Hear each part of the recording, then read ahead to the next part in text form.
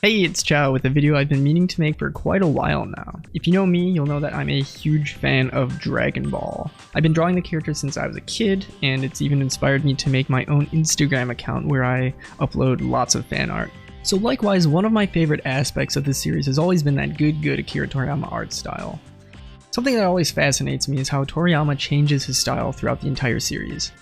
From the beginning of the original Dragon Ball back in 1984 to the most recent iteration, Dragon Ball Super, the series has undergone many dramatic changes, yet somehow manages to retain that same fundamental identity. While I do have my personal favorites, in this video I will be objectively analyzing the different eras of the Dragon Ball art style. It is worth noting that while the manga is completely hand-drawn by Akira Toriyama himself, the anime was produced under several different studios, replicating Toriyama's art style at the time. Because of this, there are many subtle variations and unique traits each studio contributes to the art style. For simplicity's sake, I will be generalizing the art style of both the anime and the manga of each era.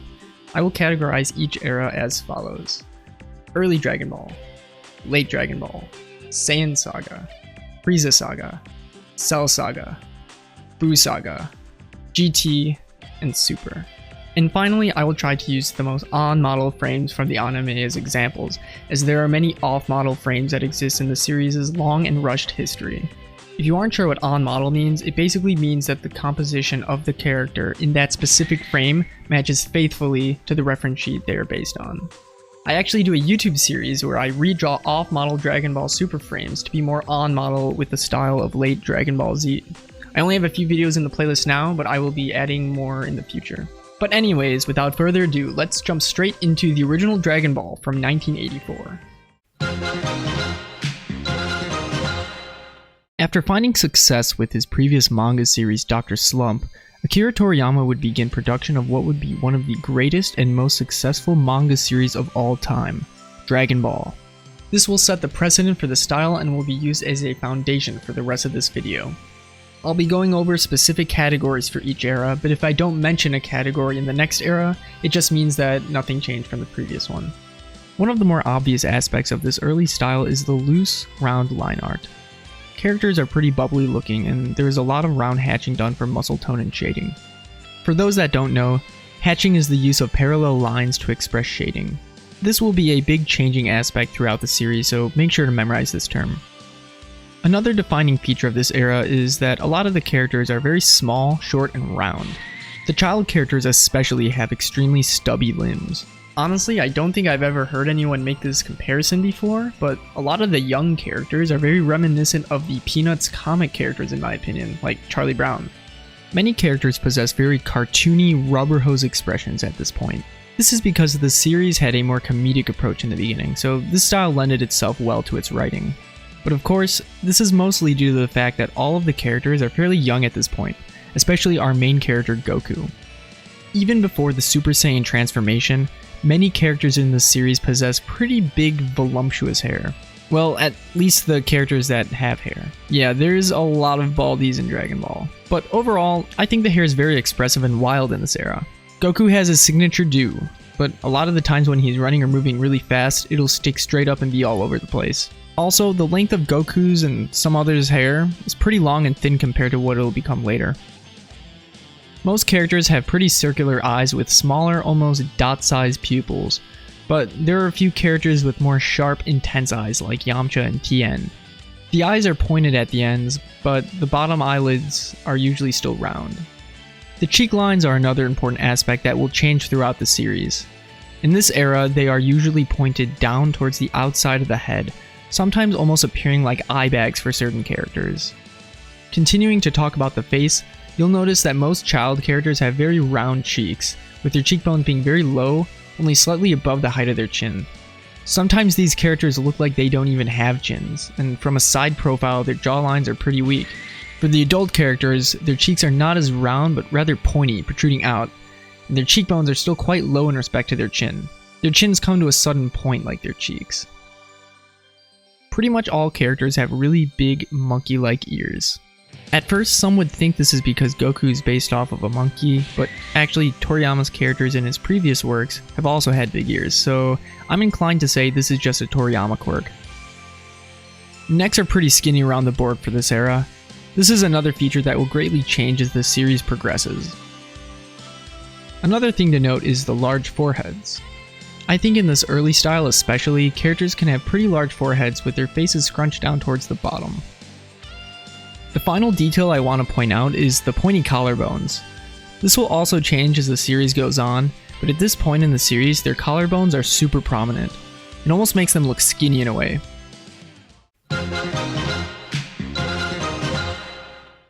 This era is extremely similar to the previous, but I will quickly go over the main changes. Characters are taller, but this is mainly because of the time jump. Goku comes back as a young adult, so yeah, he's taller and a bit more muscular obviously. However, when he isn't fighting, he barely possesses any tone in his arms. They're pretty devoid of any definition actually. When he is fighting, the muscle definition is depicted with lots of round hatching, like the adult characters of early Dragon Ball. This creates a nice, gritty look, which will unfortunately only deteriorate as the series goes on. The comedic undertones of the series quickly decline around this period of Dragon Ball, and the way the characters are drawn also reflect this.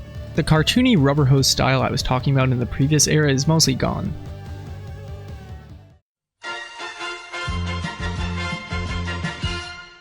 This era starts off as almost a direct continuation to the style of late Dragon Ball. However, as it advances, characters become much bulkier, almost bubble-like. Goku has tone in his arms even when not fighting. Hatching is still used excessively for muscle tone, which there will be a lot of from now on. You can really see this during the Kaioken transformation when Goku arrives to fight Nappa and Vegeta, and during the majority of the Goku vs Vegeta fight. Characters are a lot more thick towards the end of this era. Goku is an absolute truck in this portion of the series. Nappa looks like someone injected pure testosterone into his veins and now his limbs are so swollen he can barely bend them. I actually really love the way he towers over Vegeta, who may I say is incredibly short at this point. Characters are still pretty round and bubbly like in Dragon Ball, but in a more muscular way. Oh, and foreheads are still pretty big. Vegeta's Widow's Peak is absolutely ginormous. It's like the goddamn McDonald's arches. Depending on the size or buffness of the characters, the necks can range from skinny to decently thick. Vegeta's neck is very skinny in his debut to the series, while you can see Goku's neck grow as the rest of his body does.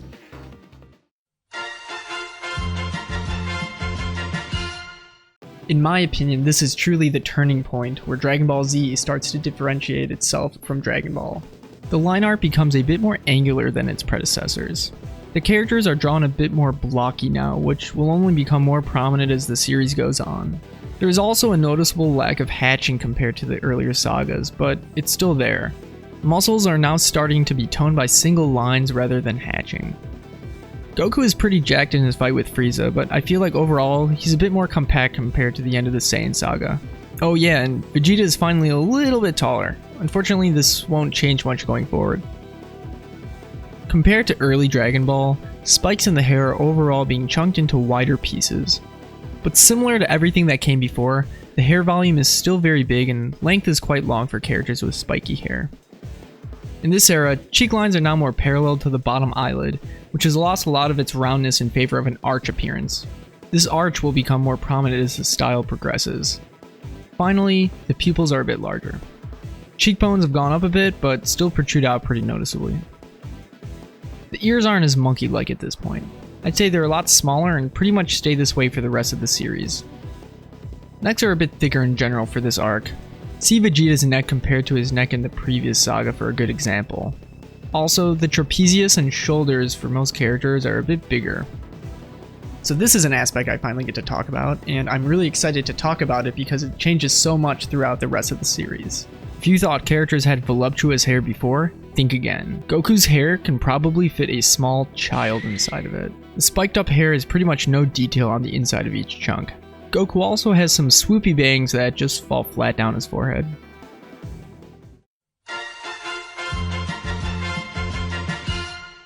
This is where the art style really begins to streamline.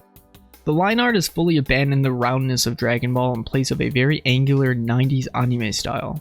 Compare the silhouette of Goku in this era to Dragon Ball's young adult Goku.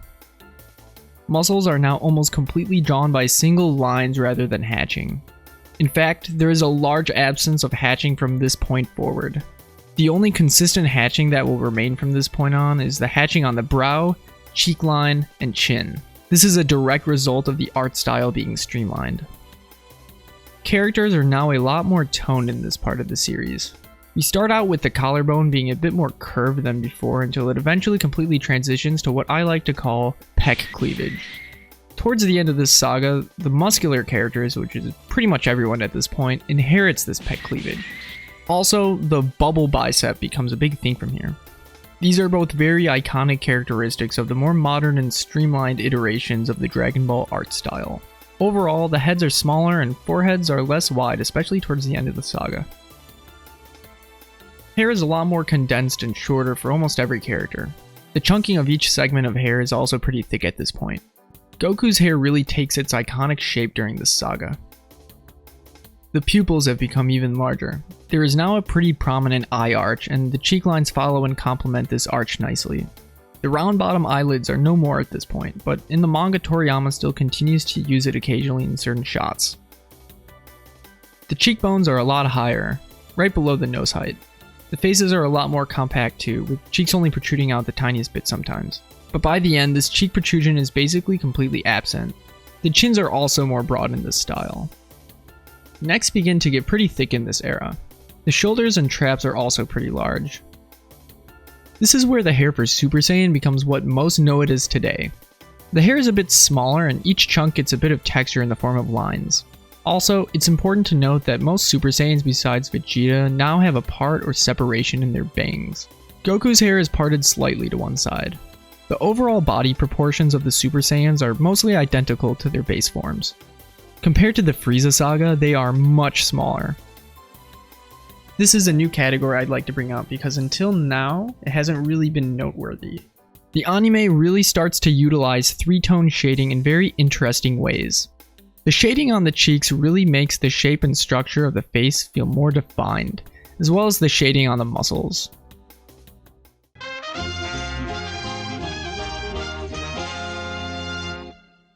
This, in my opinion, is the most well-known and iconic style in the series. Toriyama has completely streamlined his style at this point. The angular line art remains pretty much the same as the Cell saga. The lack of hatching is also consistent with the previous saga. Most, if not all, details are depicted by single lines instead of hatching. I think it's worth noting that while the manga's quality doesn't necessarily decrease, it does seem like the lines can sometimes be drawn very quickly, but still confidently. Perhaps Toriyama was either rushing to get certain chapters out or was perhaps losing passion for continuing the series.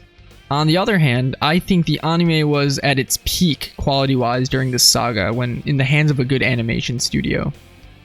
Characters are extremely toned, and I mean just absolutely ripped. While they're nowhere near the size they were in the Saiyan and Frieza saga, they look really in shape here. The pec cleavage is extremely strong. So strong that they decided to add another layer of cleavage above it on the shoulders. The head size actually increases just a tad in this style. The rest of the body proportions are very similar to the Cell saga. Hair chunks are pretty thick and have some nice waves in this saga. Vegeta also gets some of his hairline back. I believe this is because the foreheads are less wide in this part. The eye arch is at its maximum strength in this portion of the series. The pupils are also very large. The cheeks don't protrude out at all. Faces are very compact and the cheekbone is at around nose level. Necks are super like literal tree trunks. Vegeta especially. I think this plays a huge part in making the characters look extremely muscular. Each chunk of hair is defined into its own almost complete shape. There are now many lines inside each hair chunk for nice texture and shape. The hair is a bit more wavy and the bangs curl in more than the previous saga. Overall, the Super Saiyan hair is a bit more tame and compact. The shading from the previous saga is elaborated on and really streamlined in this era. Muscles and facial structures pop out a lot because of this, and it gives the body an extremely 3D feel. It seems that they really got the shading down to a science. I think this is one of the most important aspects that gives this era its unique feel.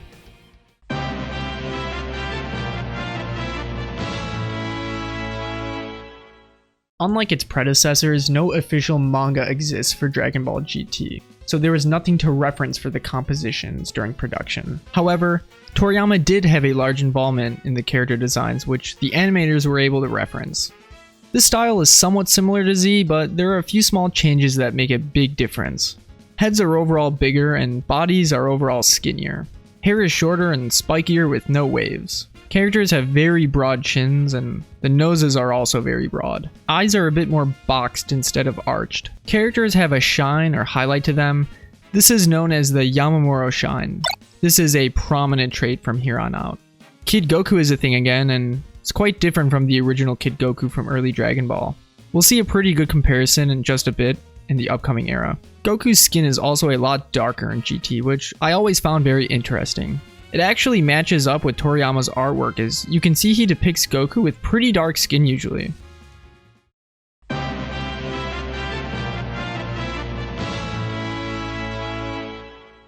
I think it's worth quickly pointing out a particular movie that came out shortly after the premiere of Dragon Ball GT called Dragon Ball Path to Power. It's a movie summary of the first few arcs of Dragon Ball in the style in between that of late Z and GT, but I'd say it's more leaning towards GT. You can see the Yamamuro shine here like in GT. This is actually a really good point to compare how the series have changed so far. While looking at this comparison of Kid Goku from these two different eras, you can see he looks much more streamlined in Path of Power, while looking loose and cartoony in the original. You can also see huge differences in Bulma and Yamcha.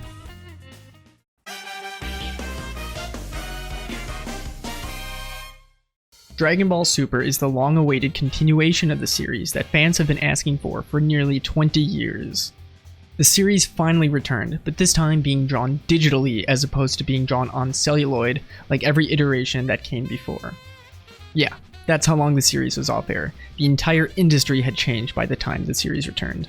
If you aren't sure what the difference between celluloid and digital animation is, let me quickly explain. Celluloid animation existed before computers, with each frame being hand-drawn on a transparent piece of plastic or celluloid.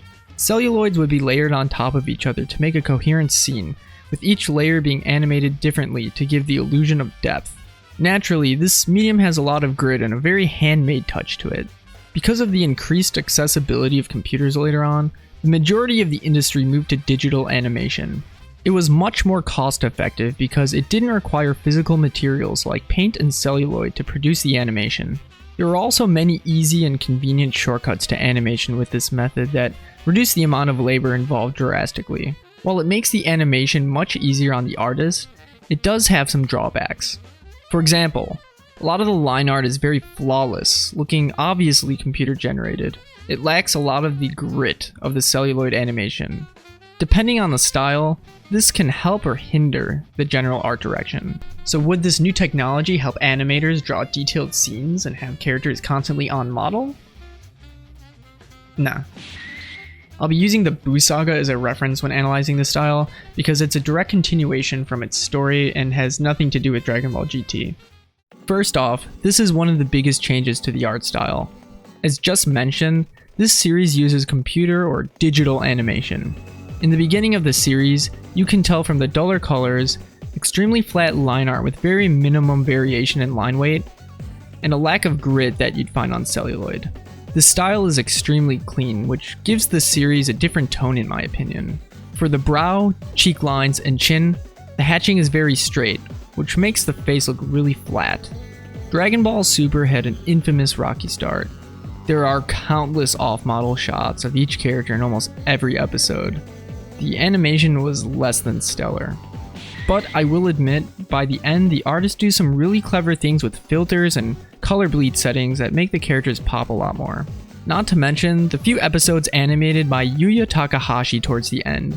You've probably seen these frames floating around the internet because of their incredible detail.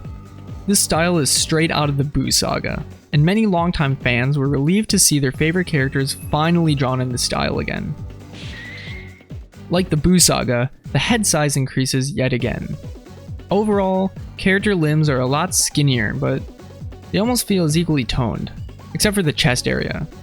The art style unfortunately ditches the pec cleavage, I know, for a combination of the pec cleavage and collarbone look.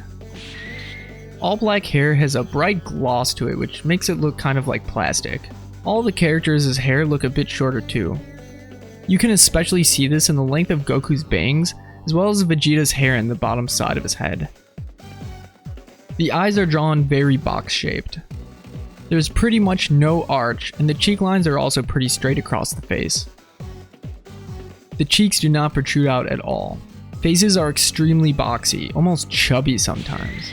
Foreheads are very small, making it seem like the face takes up much more of the head than before. Overall, the faces feel a bit flat, but this may be due to another reason I will discuss shortly.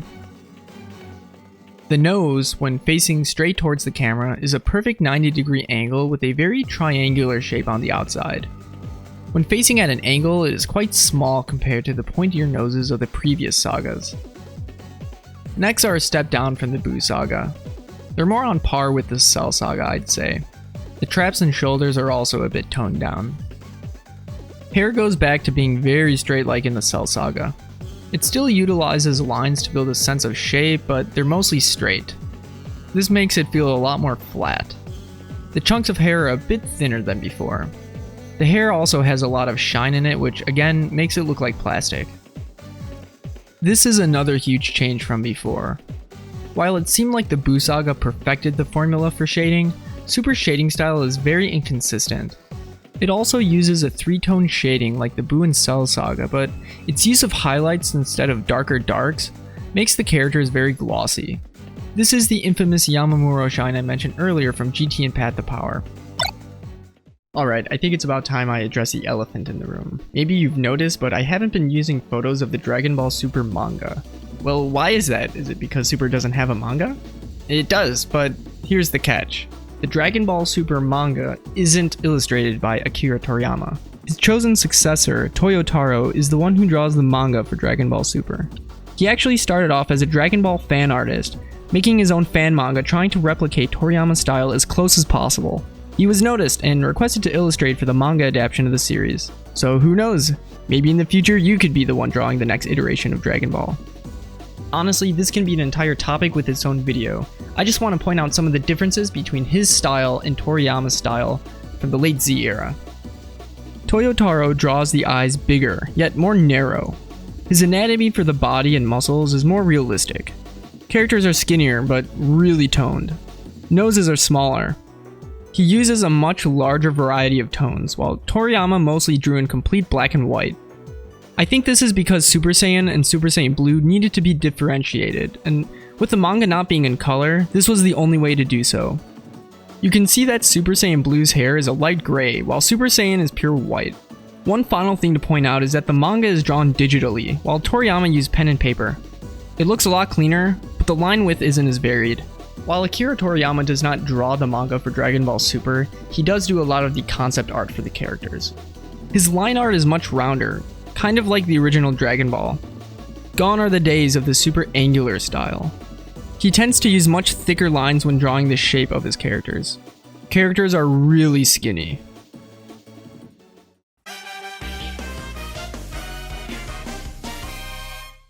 Finally, I want to quickly bring up the Broly movie. It's a canon reboot of the original Broly movie with incredible animation production value. There are two main art styles in this one movie. The first, known as the Shintani style, is very loose and round, almost reminiscent of the original Dragon Ball. Its animation is very fluid, and I think it's a welcoming change of pace to the Yamamura art style. The second style tries very hard and absolutely succeeds in replicating the peak Buu saga art style.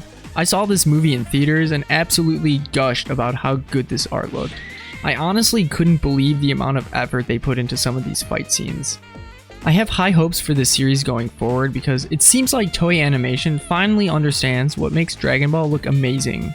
However, I wouldn't be surprised if the series continued using the Yamamura style for budgetary and time constraint reasons. Dragon Ball has definitely been one of my biggest inspirations as an artist. Akira Toriyama's art style has proven to be extremely flexible and it's just iconic as hell. In fact, its influence is so big that even many Western media pay homage to it. It can be hard to notice these gradual changes that occurred over the course of over 30 years and over 600 episodes. But looking at them in retrospect really highlights the huge differences in each era. I hope I was able to teach everyone something new by pointing out some of the tiny details in each of the eras. This video was an absolute blast to make, and I plan on making many more similar to this in the near future. If you learned something new, make sure to leave a like, and if you like what you saw, make sure to subscribe. I was recently affiliated with Twitch, so come watch me on Mondays, Wednesdays, and Saturdays. I stream games, art, and live music. As I mentioned in the beginning of this video, I have an Instagram account where I upload lots of Dragon Ball Z fan art, so the link to that will be in the description below along with my Twitter. And finally, leave a comment below, what is your favorite art style? What era is your favorite art style from? Thank you all for watching, see you next video.